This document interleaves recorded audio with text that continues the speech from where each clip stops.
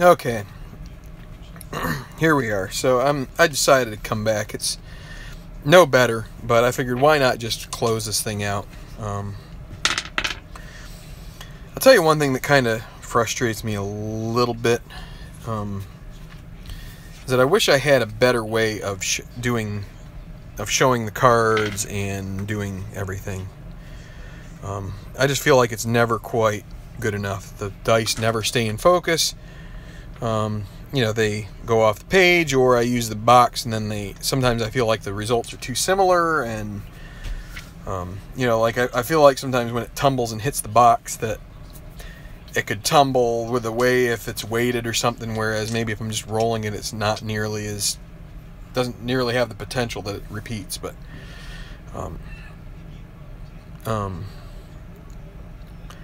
you know, Earl has a nice technique. He's got it down where he just sort of like hits his hand on it and it just drops right in view. He doesn't have to do a whole lot of adjusting. But anyway, let's get back to the game here. 12-1 now. Encarnacion just hit a home run off of Francisco Liriano in the 7th. So solo home run, but aside from that, really not much troubling Liriano in this game. And I think the Pirates will look to their bullpen to close this one out. And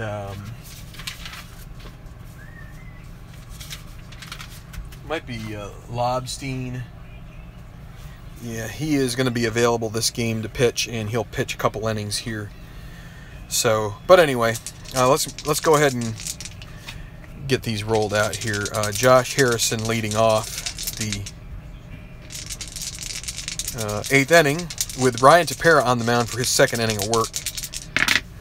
I feel like I'm using him a lot, but yeah, they've been kind of blowouts recently. 6-8 against a righty. And we got to get that thing to focus in. That is a fly ball to left field B, so that'll be the first out.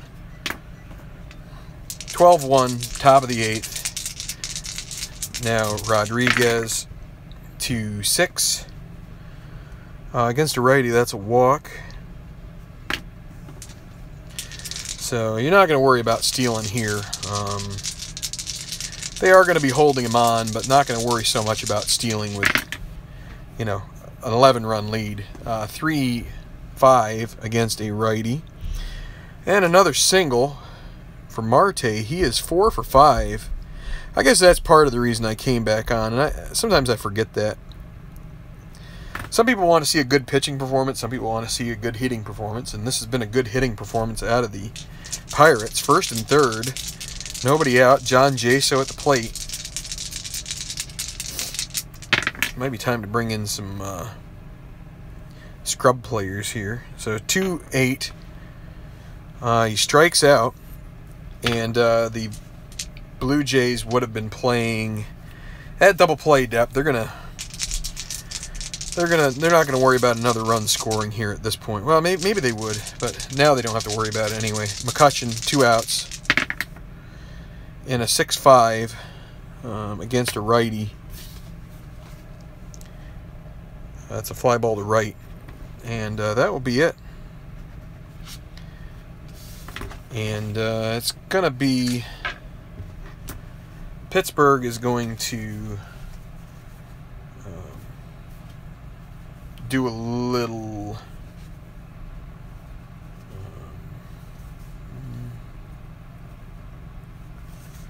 let's see, they're going to bring in Michael Morse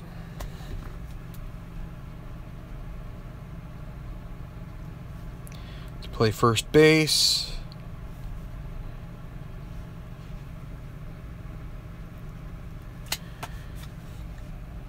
And let's see, what other adjustments can we make?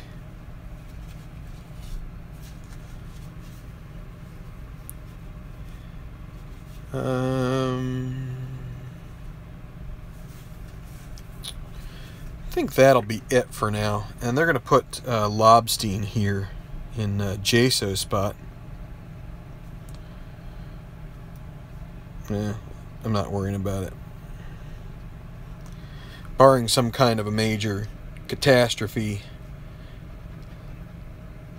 nobody's going to come back in that spot anyway. So, catching the final out. All right, so we're going to go with Michael Morse. He's going to hit fourth. He'll be the fourth guy up coming in here. So let me see, where are my cards? Here they are. And what happened to Lobstein? There's Liriano. Jaso's out. What was he? 4E4. Morse may not even hit. But we'll see. Did I put Lobstein over in here? No. There he is. Okay.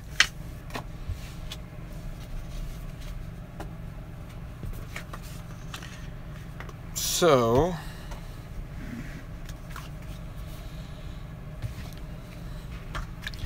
Lobstein will try to close this game out. He'll need 2 innings to do that. And it'll be Jimmy Paredes leading off here. It's 12-1. 6-9. Lobstein. I didn't check his, and I forgot to write him down here. Where is my paper? There you are.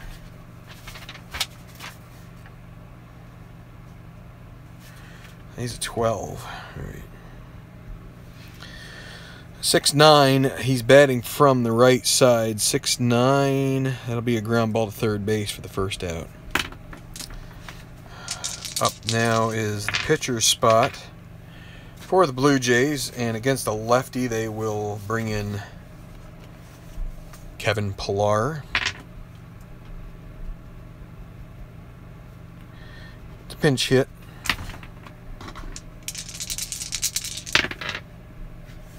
4-9.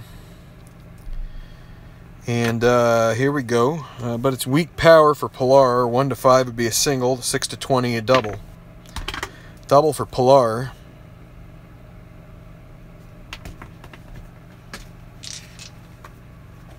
He's a 15. Put him right up there. We're not going to worry about it. So Devin Travis now with a runner at second. 2 on the D20, and with a 1 we need to check. Oh boy, they caught a break there. That is a potential balk, and Lobstein doesn't have 1-4. Would have been a home run check, but too late. 4-4 against a righty. Ground ball to short. That is Mercer. 3E. Well, let's see. They're holding the runner on, and it's a right-hander, so he does not. That's not affected him. 3E10, so E10 and a 14. Well, 3 and a 5, so he is not responsible. So it's a G3. Runner will advance. But let's see. 14 on the E10 at short. No error. So he makes the play, but the runner will be able to advance. So with 2 outs, Pillar is at third, and it'll be Ezekiel Carrera. This is what you call garbage time. A 10 on the D20. 3-10 against a lefty, ground ball to first base, and it'll be a U3. Ends the inning. So we're going to go to the ninth. It's still a washout, not a washout, a blowout, let's say. 12-1.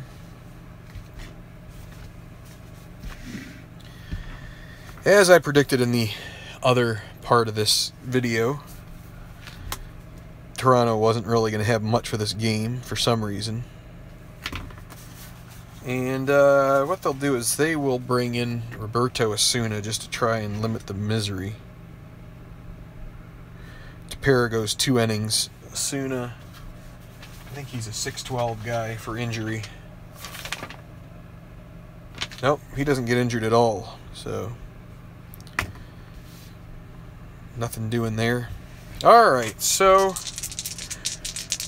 see if Pittsburgh can tack on any more runs. It'll be David Freese. 5-8 against a right-hander. Ground ball to second. Devin Travis, 2E19. Rare play. Not going to worry about that. It's an out. Well, it was a 20, right?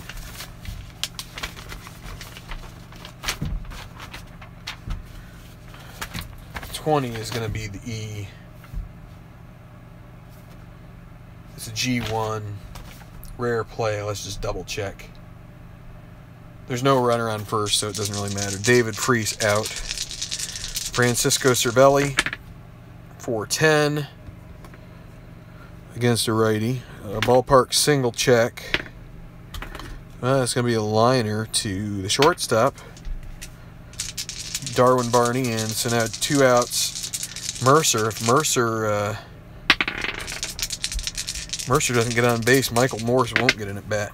And a 4-8 strikes him out. So 1-2-3 for Osuna. And we'll go to the bottom of the 9th with a prayer left for the Blue Jays, and Lobstein will try to get the 2nd inning of his outing here. Josh Donaldson, 6-6 against a righty, 1-19. It's going to be a bad day for the. It's definitely a bad day for the Blue Jays if he can't get that roll down. It's a 3, so there's a single. That's a start. They're going to need some guys hitting here. So Encarnacion, they really need something out of him. They need a 2 badly. 2 on the white, and it's a 6-8 against a right-hander. Ground ball to second base. This could be a double play ball. In the 9th, they would not be holding right. So we're gonna cancel that come the 9th inning in some kind of a big lead. Would have already done that anyway. 2E10 may not seem fair, but I think in real life that's pretty fair. I don't think a team's gonna be holding anybody on. And 14 on the E10. Let's just double check that. If that's clear, that's going to be a double play. 4-6-3. And to be frank about it, even if it were a 3 and a 16 is still a G1, so it doesn't really make a difference. That's 2 outs. And it'll be Jose Bautista. We don't need the D20 now. Just a, oh, whoops. Let's roll this guy. It's basically a formality. There's a 1 and a 4, and let's get this in a 9 against the lefty. Ground ball to short. Inning is over. Game is over. And that was kind of a mail it in there by the Blue Jays. Not a very inspired effort. 1 run on the game, and it's a 12-1 loss, 2 in a row against the Pirates. The Pirates really somehow looking good here. I don't know if it's just because they've been catching most of the breaks or what it is, but they've, maybe they had a tough division that they had to face. So this is the Pirates. You got the Blue Jays over there. We got to get Liriano's hitting card there. Okay, so let's tally it up a bit here. 1, 2, 3, 4, 5, 6, 7. Is that correct? Let's do that again. 1, 2, 3, 4, 5, 6, 7. 7 hits surrendered by the Pirates. And the Blue Jays, how many did Stroman and company give up? 1, 2, 3, 4, 5, 6, 7, 8, 9, 10, 11, 12, 13. 12 run on 13 hit. I saw an error in here. That's a good, I mean, I think it's up to you, really. It's a tough call there, Manny. The star, to hold or not to hold, that is the question. And, it's really a tough call. I think it's one of the parts of the solo game that gets somewhat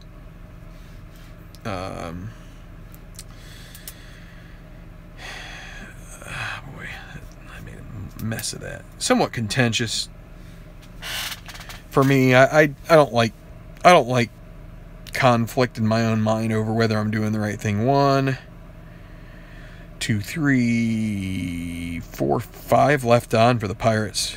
Extremely efficient day for them. For the Blue Jays, not quite so much. They left 1, 2, 3, 4.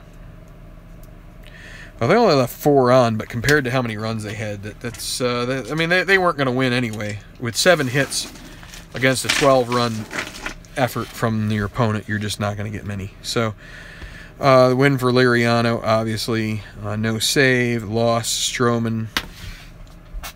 No injuries. I guess that's the bright side for either team. So, turn it around here real quick. So, anyway, you know, I'll just admit this here, just to close it out. You know, none of us are infallible to sort of the what's the term I'm looking for? Fatigue. Fatigue of a project, fatigue of just the grind of it, fatigue from even just thinking like we have games that, you know, what you want to do is you want to be able to broadcast a game that's got a lot of drama and, you know, gives a nice insight into what the product can you know, provide. Not that I'm trying to pitch a product or anything, but really in effect we are, because we want to try and advertise the game to the world. And when you get a game like this where you you know, you just start, you know, leaking runs left and right. And I mean, the Stroman is supposed to be a guy who you know, what's his ERA on his card here? I mean, 4.37. I mean, not advertised at this point. I mean, or not as advertised, if you will. You know, and I mean this, and the Baltimore Orioles have been the same way. It's kind of funny that, you know, in a division with, you know, the Yankees and such, you know, the Yankees, and I don't know, maybe the Red Sox have a really good card, you know, have really good cards too.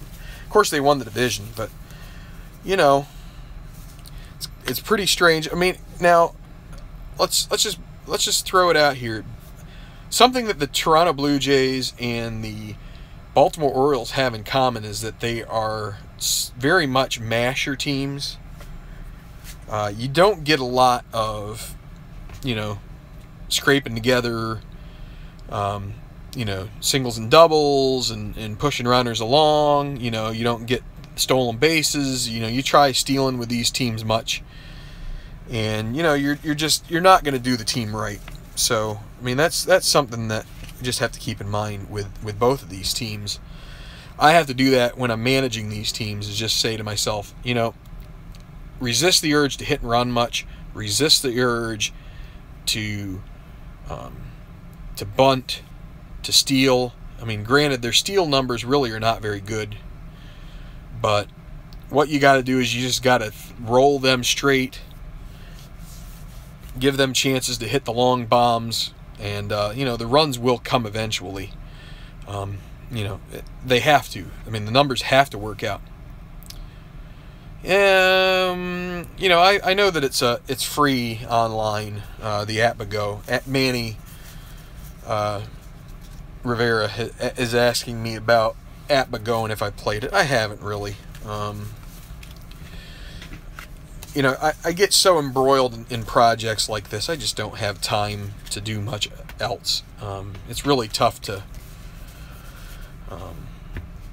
you know, I mean, just this, I mean, honestly, it wears on you after a while, and you almost just need to spend the day every once in a while just saying, you know what, I got to put this stuff away, leave it alone.